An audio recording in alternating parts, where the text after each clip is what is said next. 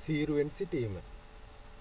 මෙම ඉරියව්වේදී පෝතක බාලදක්ෂයා හිස කොඳු වැට පෙළ සහ දන හිස ඍජුව තබා ඇස් මට්ටමින් ඉදිරිය බලයි. මෙහිදී ඇස් බෝල කරකැවීම වටපිට බැලීම සිදු නොකර ඇස් මට්ටමින් ඉදිරිය බලාගෙන සිටිය යුතුය.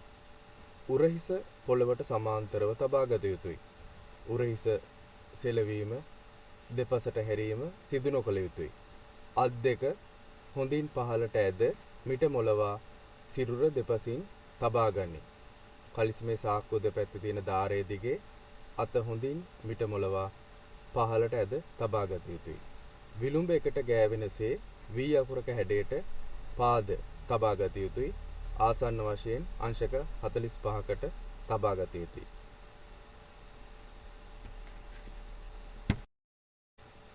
පහසුවෙන් සිටීම. මෙහිදී පෝතක බාලදක්ෂයාගේ හිස හා කොඳු වැට පෙළ ඍජුව තබා ඇස් මට්ටමින් ඉදිරිය බලයි. ඇස් බෝල කරකැවීම දෙපස බැලීම සිදු නොකළ යුතුය. උරහිස පොළවට සමාන්තරව තබා ගනියි.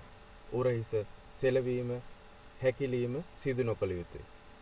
අත් දෙක ශරීරයේ පිටුපසට කර වම් අත උඩ දකුණු අත සිටින ලෙස මහපට ඇඟිලි හා අනෙක් ඇඟිලි හතිරේක ආකාරයට ඇද හොඳින් පොළව දෙසට ඇද තබා ගත යුතුය.